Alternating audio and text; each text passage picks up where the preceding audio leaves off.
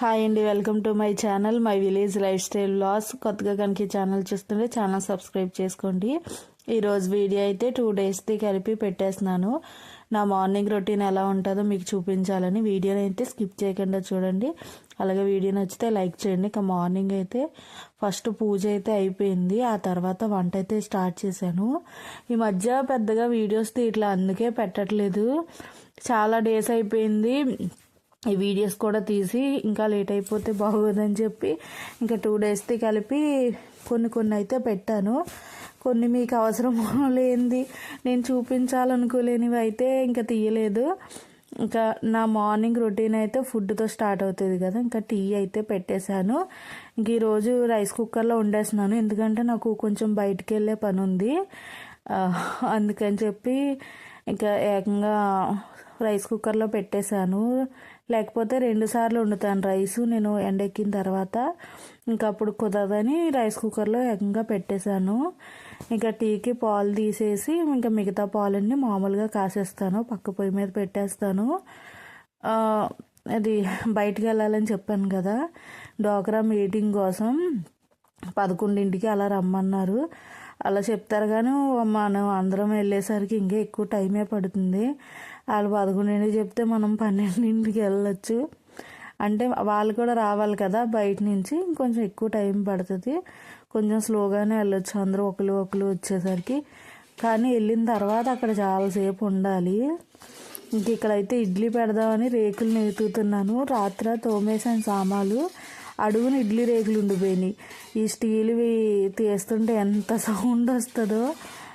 Tea మరిగే లోపల ఇడ్లీ ప్లేట్లో పిండి వేసేసుకుంటే ఇంకా టీ దింపాక ఇడ్లీ అయితే పెట్టేస్తాను. అందుకని చెప్పి ఇంకా ఇడ్లీ రేకులు ఎతుకుతున్నాను. ఇవి ఇంకా ఇడ్లీలు అయితే పెట్టేసి రెడీగా ఉంచుకుంటే టీ దింపేసి వెంటనే ఇడ్లీ పెట్టేయచ్చు కదా. ఇడ్లీలు పెట్టడం ఇవన్నీ ఈజీగా, సామాన్లు తోముకోవడమే కొంచెం ఎక్కువ టైం పడుతుంది. ఇందులో పిండి అయిపోయింది, ఇంకా నేను వేరే దాంట్లో ఉంది అది తీస్తాను. ఇందులో కొంచెం ఉంది, ఇది కూడా పెట్టేద్దాం అని చెప్పి ఇంక ఇది కూడా తీసాను. ఇంకా ఇప్పుడు వేరే డబ్బాలో ఉంది, అది తీసి ఇంకా ఇడ్లీలు అయితే పెడతాను. ఇందులో ఇడ్లీ పిండి అయిపోయింది, ఒక డబ్బా తీసాను.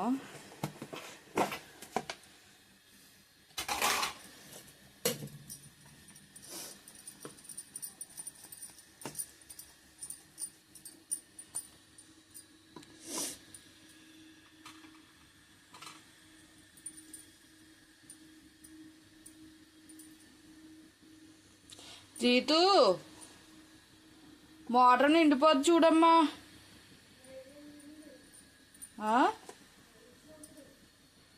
వినబడిందా? మరి అలాగే చూడు, చూసి కట్టు.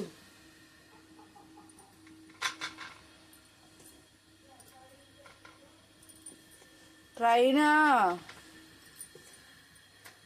ప్యాసింజర్లు వెళ్తాయి పొద్దుటే.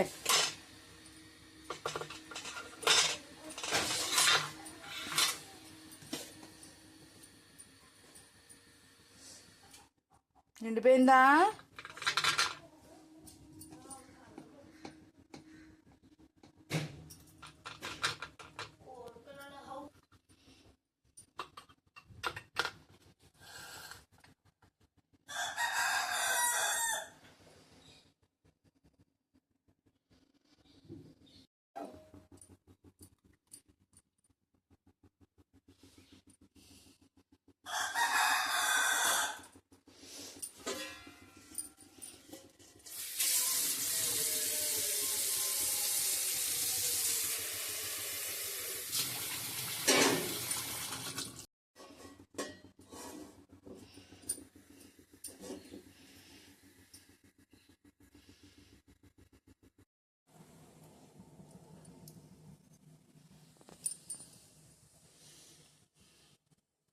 టీ అయితే మరిగిపోయింది, ఇంకా గ్లాసులో పోసేసుకున్నాను. చూడడానికి మంచి ఎమ్మీగా ఉంది కదా, తాగితే కూడా భలే ఉంటుంది. ఇంకా మార్నింగ్ టీ అయితే కంపల్సరీ ఉండాలి. ఇంకా ఇక్కడ టీ తాగేస్తున్నాను. ఇడ్లీ కుక్కర్ ఈ లోపల పెట్టేశాను కదా, ఉడుకుతూ ఉంటుంది. ఒక 5 నిమిషాలు హైలో పెట్టి తర్వాత సిమ్లో పెట్టేస్తాను, అలా ఉడికిపోతాయి ఇడ్లీలు. అయిపోయినాయి, తీసేసాను. ఇడ్లీలు కూడా మా అబ్బాయికి పెట్టేశాను, తినేసి ఇంకా స్కూల్కి అయితే వెళ్ళిపోయాడు. ఆ రోజు ఇంకా లంచ్ నేను ఏమి వీడియో తీయలేదు, మామూలుగా రైస్ పెట్టేశాను కదా, ఇంకా కూర ఏం తీయలేదు, టైం అయిపోతుందని చెప్పి. ఆ తర్వాత ఇంకా మీటింగ్కి వచ్చాను. ఎవరికి ఏ సభ్యురాలకి ఎంత పొదుపున్నది, ఎంత ఉన్నది, ఎంత బ్యాంక్ బ్యాలెన్స్ ఎంత కట్టాము, ఇంకా బ్యాలెన్స్ ఎంత ఉన్న విషయము ఎవరికి అంటే కొంతమందికి తెలుసుండొచ్చు, చాలా వరకు తెలియదు. అందుకని మన డబ్బులు మన లెక్కకు సంబంధించి మనకి ఫోన్కి ఒక లింక్ వచ్చిందండి. దాన్ని మనం డౌన్లోడ్ చేసుకుంటే అందులో యాప్ లో చెప్తుంది మీ పేరు మొత్తం, మీ బయోడేటా చెప్పి మీకు పొదుపు ఎంత ఉందో, మీకు అప్పు ఎంత ఉందో, మీకు అప్పు బ్యాలెన్స్ ఎంత ఉందో కూడా అన్ని కూడా చెప్తుంది. అందరూ కూడా ఆ యొక్క లింకు మనం ఒకవేళ మీకు రాకపోయినా ఇంట్లో ఎవరు టచ్ ఫోన్ ఉంటాయి కదండి, ఉంటాయి కాబట్టి ఆ యాప్ని మనం అందరూ కూడా రేపు అనంత్ గారు మీకు ఫార్వర్డ్ చేస్తారు. ఆ లింక్ మీరు పెట్టుకుని మీరు వేసుకుని దాని ద్వారా మీరు మీ అప్పులు పొదుపులు మీకు బ్యాలెన్స్ ఎంత ఉందో కూడా అందరూ కూడా తెలుసుకోవాలి. ముఖ్య ఉద్దేశం అదండి. ఎందుకంటే చాలా దిక్కులు చాలా పొరపాట్లు జరుగుతున్నాయి. ఎవరికి ఎంత ఎవరన్నా వచ్చినప్పుడు ఎవరన్నా పైనుంచి అధికారులు వచ్చినప్పుడు అమ్మ మీకు పొదుపు ఎంత ఉంది, అప్పు ఎంత ఉందంటే ఎవరు కూడా చెప్పలేకపోతున్నారు. అందరూ కూడా కళ్ళారు చేసి చూస్తున్నారు. ఎందుకంటే నెలకు ఒకసారి ఎప్పుడైనా మనం విన్నామనుకో, మనకింత మనకు ఒక్కొక్కడికే 20,000 ఉంది, 30,000 ఉంది, లేదా 25,000 ఉంది అప్పు పొదుపు. అప్పు ఇంకా మనము